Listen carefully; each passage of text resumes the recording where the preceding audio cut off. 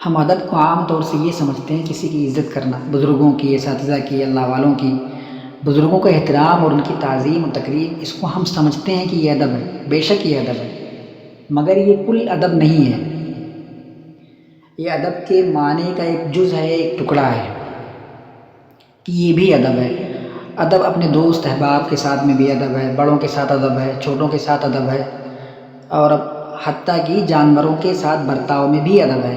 اللہ کی ہر مخلوق اگر ان کے ساتھ رویے خوبصورت ہیں آپ کے، تو یہ ادب کہلاتا ہے، یعنی حسن معاملہ ہے آپ کے اندر۔ والدین کا ادب ہے، پھر اساتذہ کا ادب ہے کہ اساتذہ نے آپ کو علم دیا تو ان کا ادب ہے۔ والدین کا ادب قرآن کریم کے اندر ہے، وَلَا تَقُل لَهُمَا اُفٍّ، قرآن کریم کے اندر حکم ہوا ہے اس کا، یہ بھی ادب ہے۔ سب سے اونچا ادب جو مخلوق میں سے ہے وہ انبیاء کا ہے۔ تو ادب کی دو قسمیں ہو گئی، ایک ادب یہ ہو گیا الادب مع الخلق، دوسرا ادب الادب مع اللہ۔ تو آج ہم گفتگو کریں گے انشاءاللہ الادب مع اللہ پر، اور الادب مع الخلق جو ہے یہ انشاءاللہ کل بیان کریں گے۔ الادب مع اللہ یہ بہت لمبا اور وسیع ادب ہے، اس میں سے میں کچھ بیان کر دے رہا ہوں کہ اللہ سے مانگنے کا ادب، ایک پہلو پر جو ہے بیان کر دے رہا ہوں کہ ان سے اللہ سے مانگنے کا ادب کیا ہے۔ حضرت عبداللہ بن مسعود رضی اللہ تعالیٰ عنہ فرمایا کرتے تھے کہ لوگوں، یہ قرآن سارا کا سارا دسترخوان ہے، اس قرآن کے ادب میں سے سیکھا کرو، یعنی اپنی زندگیوں کو سنوارو، اس سے اپنے گفتگو کا انداز خوبصورت کرو، برتاؤ کا انداز خوبصورت کرو، سوچ بہتر کرو، اعمال بہتر کرو، خواہش بہتر کرو، طرز عمل بہتر کرو، اپنے رویے بہتر کرو۔ قرآن کے دسترخوان ادب سے اپنا مواد لو، فصاحت پیدا کرو، بلاغت پیدا کرو، جس سے آپ کے رویے خوبصورت ہو جائیں۔ رویوں کو خوبصورت کر لینا دوسروں کے ساتھ میں یہ ادب کہلاتا ہے۔ انبیاء علیہ السلام کا اللہ کے ساتھ ادب کیا تھا؟ میں حسن معاملہ یعنی حسن ادب کی ایک مثال دے رہا ہوں۔ حضرت خضر علیہ السلام اولیاء میں سے کسی ایک اولیاء سے ملے تو انہوں نے کہا کہ مجھے کوئی ایسی دعا بتلا دیں جو آپ کے لیے خاص ہو، جو آپ اپنے خاص وقت میں کرتے ہوں، یا خاص وظیفہ جو آپ کے لیے ہو۔ تو حضرت خضر علیہ السلام نے کہا، فرمایا اللہم الہمنی حسن الادب فی معاملتک، کہ اے میرے رب تو مجھے حسن ادب سکھا دے، عطا کر دے ان معاملے میں جو تیرے ساتھ ہے۔ حسن ادب کی ایک مثال۔ اور دوسری مثال یہ ہے کہ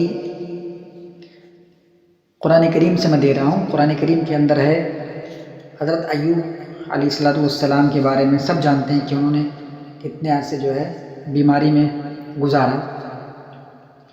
تو ایک مفسر ہیں حضرت ابو علی الدقاق رحمۃ اللہ علیہ،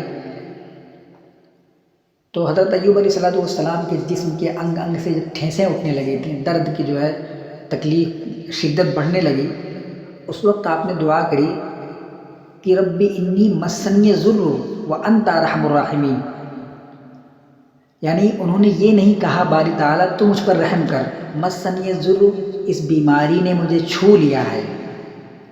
آگے کلام کا تقاضا یہ تھا، کہتے تو مجھے شفا دے دے، مگر ادب کا تقاضا یہ نہیں تھا۔ انہوں نے یعنی ان کے الفاظ یہ ہیں مفسرین کے، ولم یقل ارحمنی، انہوں نے یہ نہیں کہا کہ تو مجھ پر رحم کر دے، وانت ارحم الراحمین، بلکہ انہوں نے کہا کہ اے میرے رب مجھے اس بیماری نے چھو لیا ہے اور تو ارحم الراحمین ہے۔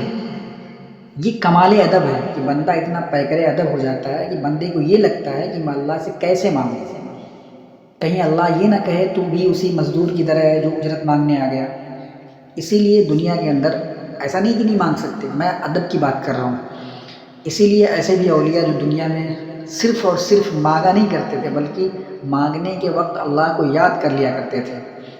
سیدنا عیسیٰ علیہ السلام کا قرآن کریم کے اندر ادب ہے کہ جب بنی اسرائیل کے لوگوں نے جو ہے انبیاء کو ستانا شروع کر دیا، انکار کر دیا، اور کئی انبیاء کو انہوں نے قتل بھی کیا تھا، تو عیسیٰ علیہ السلام جو ہے اللہ رب العزت سے مخاطب ہوئے، کلام ہوئے، انہوں نے کہا کہ ان تعذبہم فانہم عبادک، کہ اے میرے رب اگر تو انہیں عذاب دے گا فانہم عبادک، تو یہ تیرے بندے ہیں، وان تغفر لہم فانک انت العزیز الحکیم، اور اگر تو انہیں معاف کر دے، ان کی بخشش کر دے تو تو کامل قدرت والا ہے۔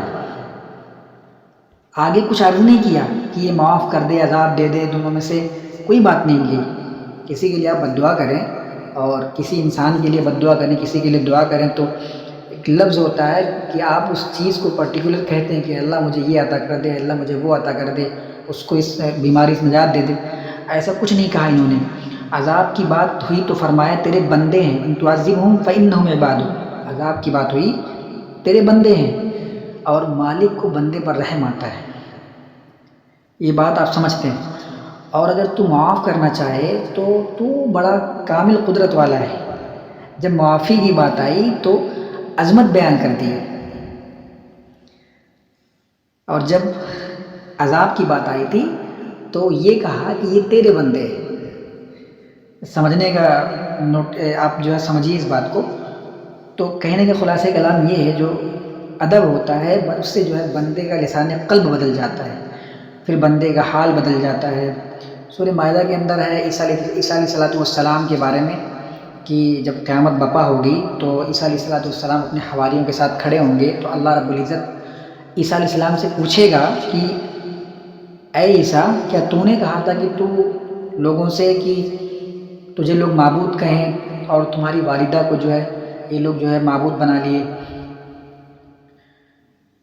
تو عیسیٰ علیہ السلام کا تقاضۂ کلام یہ ہونا چاہیے کہ صفائی دیں اور لوگوں کو گواہ بنائیں، کہ لوگوں سے کہیں کہ جو ہے آپ بتائیں اللہ تعالیٰ کو کہ میں جو ہے خدا نہیں کہا تھا اپنے آپ کو۔ لیکن انہوں نے کیا کہا؟ قرآن کریم کے اندر ہے ان کنت قلتہ فقد علمتہ،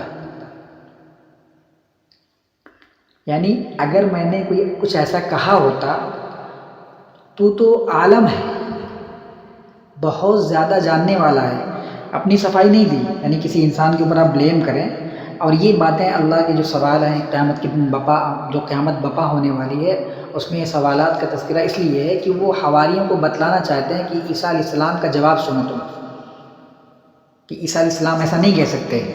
لہذا عیسیٰ علیہ السلام کا جواب یہ تھا کہ ان کنت قلتہ فقد علمتہ، کہ اگر میں نے ایسا کچھ کہا ہے تو زیادہ جاننے والا ہے۔ لہذا مقصد یہ ہے کہ ادب ایمان کا حسن ہے، ایمان کا کمال ہے۔ جس شخص میں ادب کی کمی ہے اس کو نہ اللہ کی قربت نصیب ہوتی ہے، نہ اللہ کی معرفت نصیب ہوتی ہے۔ اور ادب جو ہے مدد کرتا ہے۔ ادب یہ ہے کہ اللہ سے لے کر اس کی کمزور سے کمزور تر مخلوق تک ادب ہے۔ خالق سے لے کے ہر فرد جو ہے مخلوق تک جو ادب ہے، ہر ایک کا حق جو ہے کمال حسن سے ادا کرنا، یہ ادب کہلاتا ہے۔ اور دنیا کے اندر